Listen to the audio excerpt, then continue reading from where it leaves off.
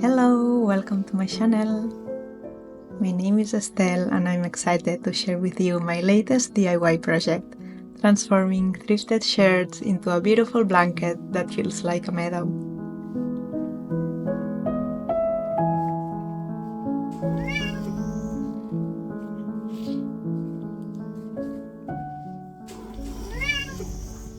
I want this to be the first episode of a series where I will be making a whimsical home one DIY at a time. My dream is to have a home that feels like a sanctuary, filled with objects that whisper stories, comfort, and warmth. Not a showroom perfect house, but a slightly magical one. A bit like Practical Magic, The World of the Borrowers, or Anne of Green Gables. Of course, keeping the distance because at the moment I live in an apartment in the city, and inevitably there will be modern elements at home that are not aesthetic but practical.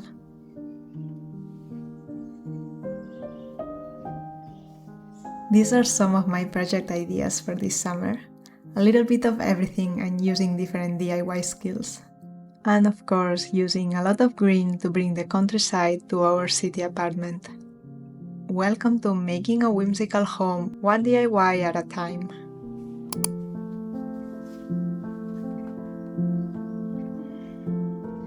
Today we're beginning this series with a slow but charming project, a patchwork blanket or quilt in green tones inspired by summer meadows. The kind of blanket you imagine draped over the couch or used on a picnic to nap or read.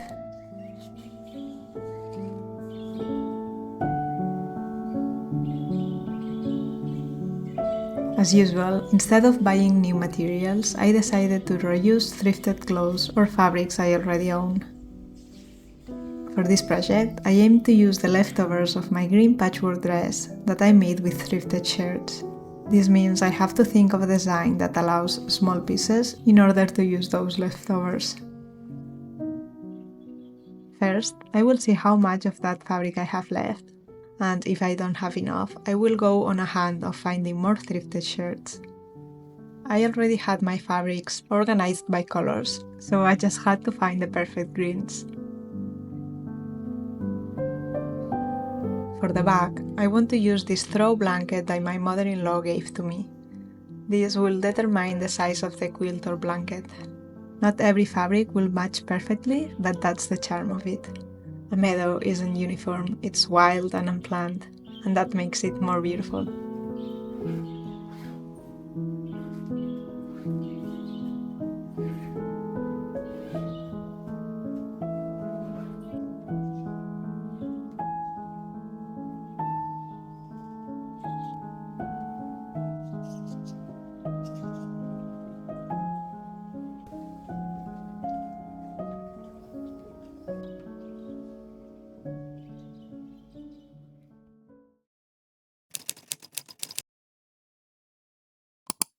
Taking in mind the type of scraps I will be working with, I have 3 options for the design.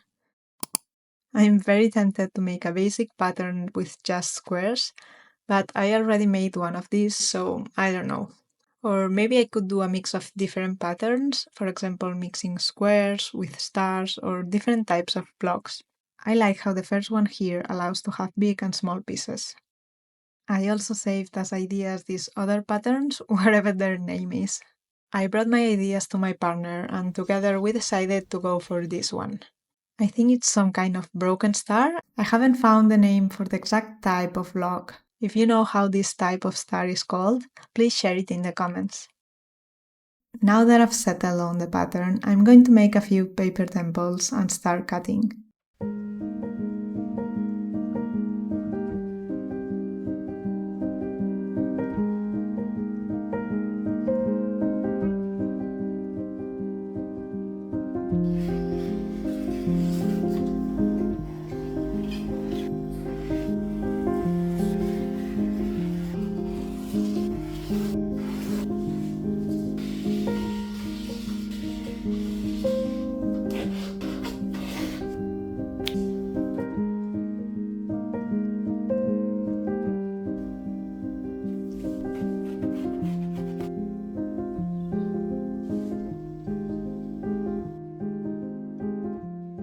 Cutting all the pieces might seem like the dullest part of a big patchwork project, but honestly, I quite enjoy it.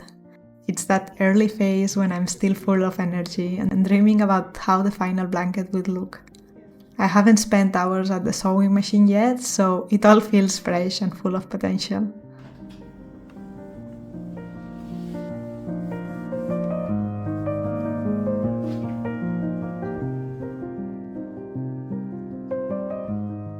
Hello again! After cutting all the pieces, I wanted to try making the first block to see how the colors come together. This is the first one I made. It's not perfect at all.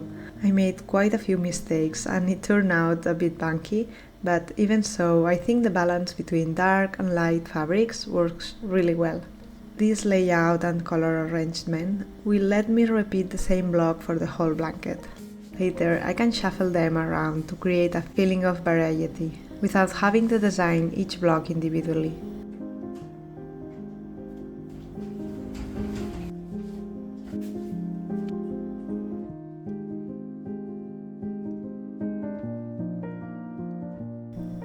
This is the final block design. In patchwork, you usually start from the center and keep working to the outside. So I will make the first centerpiece and then make 3 vertical stripes.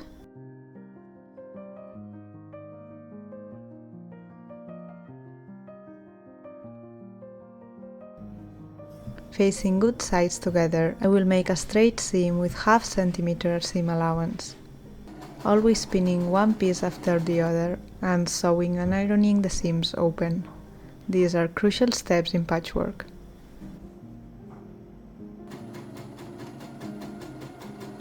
My blanket will consist of 12 of these blocks, and every block has 1 big square and 28 triangles. We made this to fit the blanket we want to use for the back.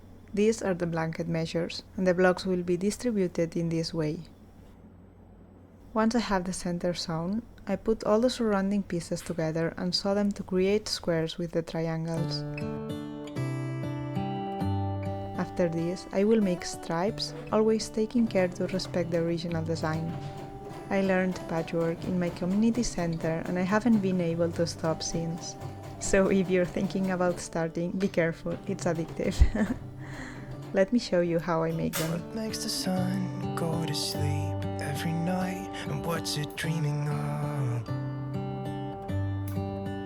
I wonder.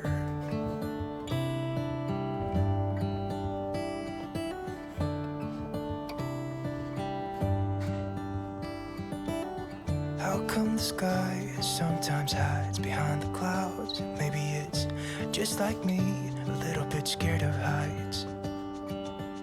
Why does the rain always keep on pouring down when it's gray outside? It really makes me wonder. Yeah, it makes me wonder.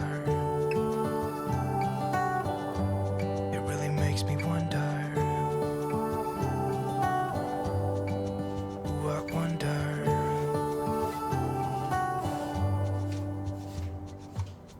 How come the trees gets undressed when it's cold? And don't they miss the leaves they left behind? Could it be to make the ground shine like gold until winter comes? Until winter comes. Until winter comes. It really makes me wonder. Yeah, it makes me wonder. Makes me wonder. Ooh, I wonder.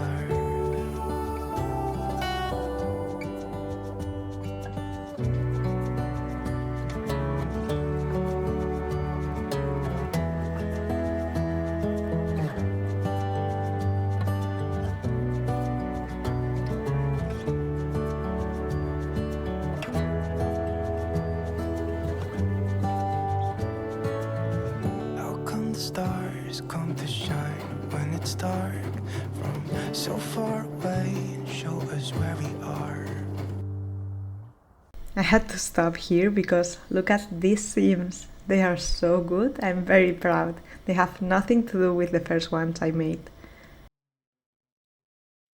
It's a good thing to appreciate a nicely done job. Still, I wouldn't change the fun I have in exchange of perfection. There's so much pressure everywhere to get things right, to be perfect, productive, polished. Luckily, a handmade home doesn't need to impress anyone with perfection. It just needs to feel like you.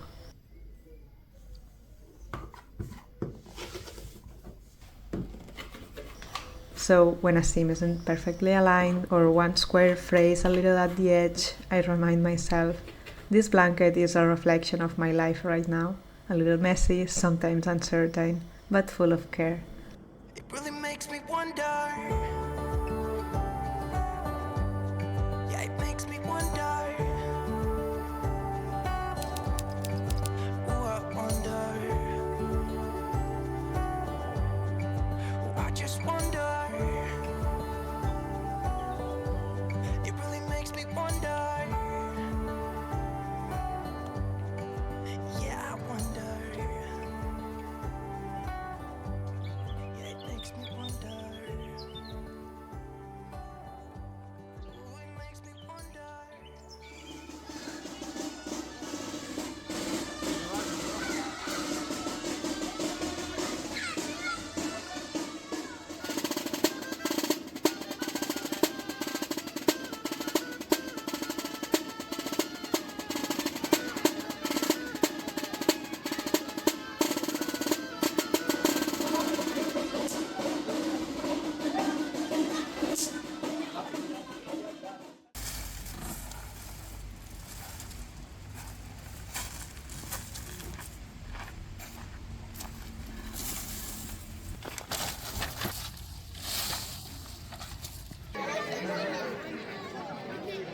Lalu saya kini orang juga burung.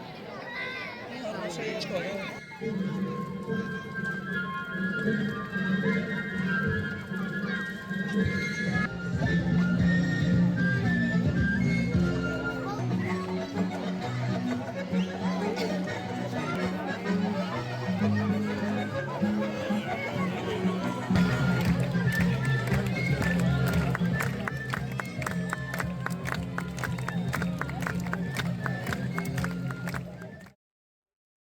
One of the downsides to reusing fabric scraps is that you're likely to run out of fabric in big projects like this. I've already run out of enough fabric to continue. I won't be able to find the same fabric, but luckily I was only halfway through the quilt top. So I've decided to make the second half with similar tones and mix the blocks together. Hopefully it will add even more charm and variety. That means I have no choice but to venture out in the middle of a heatwave to search for fabric. Wish me luck! Here's what I found. For the base color, which I need a lot of, I picked this yellowish green. It's not quite the same as the original one, but I think it complements it nicely. The first fabric looked like early summer green, and this one feels more like late summer. I also got lucky and found two shirts with very similar prints to the ones I ran out of. With this, I will be able to continue and complete the top. Let's get to it.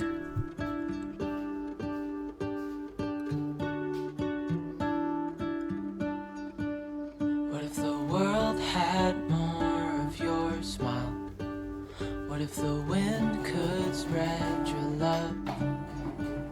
What if your sweetness could reach everyone? There'd be no wars. Maybe the birds will sing about your heart. Maybe the trees will whisper the word. Maybe the sun will spread your joy to the ones who lost their hope.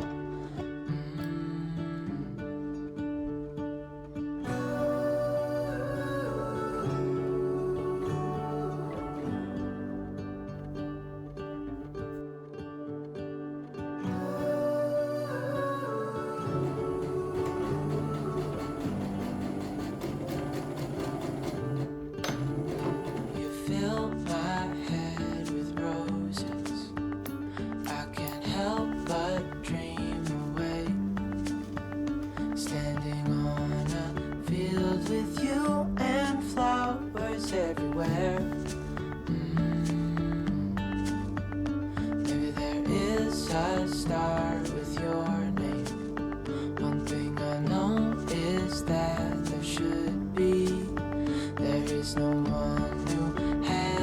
heart as pure, no, not like yours.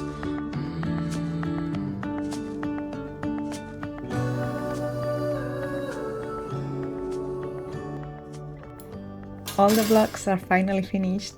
Each vlog took me around an hour to make, sometimes a little bit more in the beginning, so in total I've already spent about 20 hours cutting and piecing the top. Let's see how long it takes me to stitch the blocks together. Surprisingly, this part was the fastest and easiest. I managed to join everything in just 1 or 2 hours. What if your sweetness could reach everyone? There'd be no wars.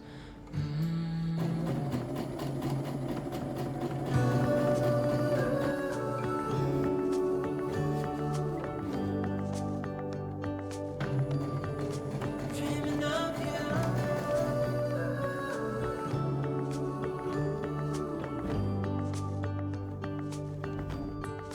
Dreaming of you.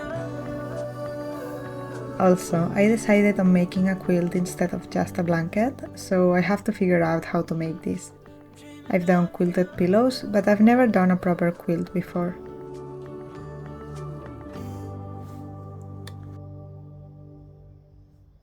I wanted to have that soft, puffy handmade look, so I'm going to hand stitch it with batting in between. The cotton batting I have isn't quite the right size, but I think I can piece together the scraps to make it work. Once again, I'm going to time how long it takes me to do this, not to see if I'm fast or slow, but to become more aware of the time and effort behind the beautiful pieces we often admire.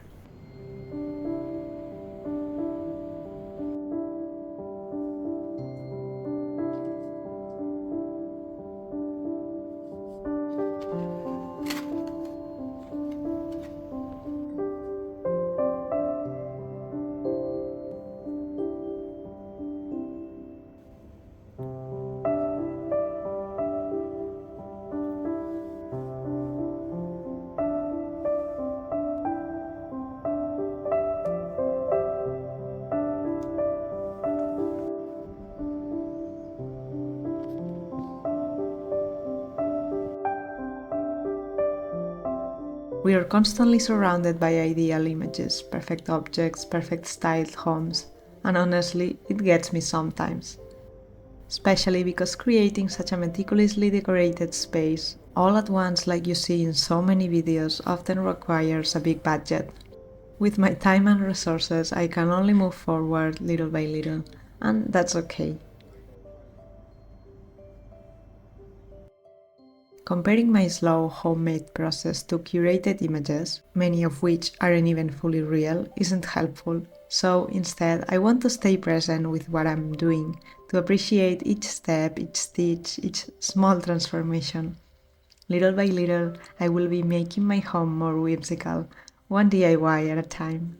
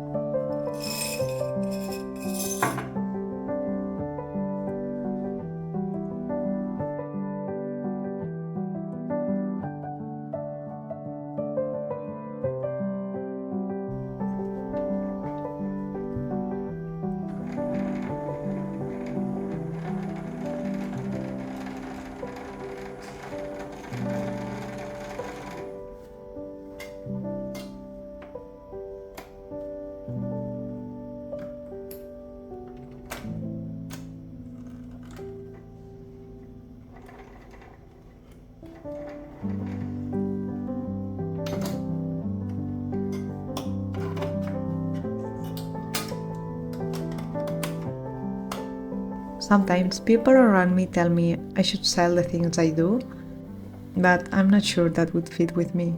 With each step of this project, I was reminded why I love making things by hand and just for home and not for selling. You don't need to be fast, you don't need to be the best, you just need to care. This blanket won't win any prizes, but it makes me smile. Still, if you're a crafter and sell your handmade products, I would love to read in the comments what your experience is. Maybe it comes with other unknown joys.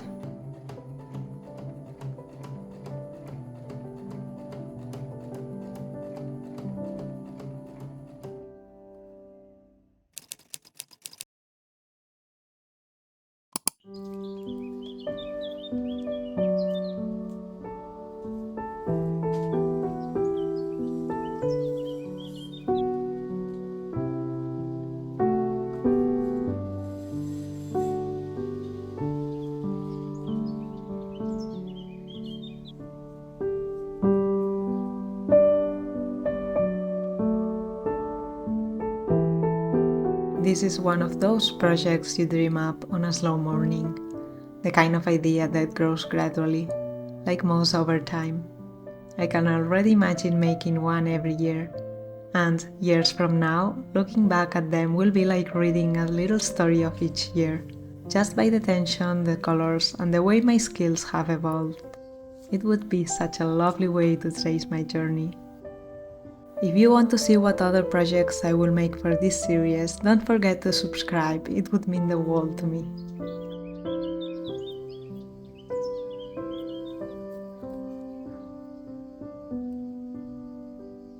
Thank you for joining me in this first step towards making a whimsical home. If you're working on something slow and lovely too, I'd love to hear about it.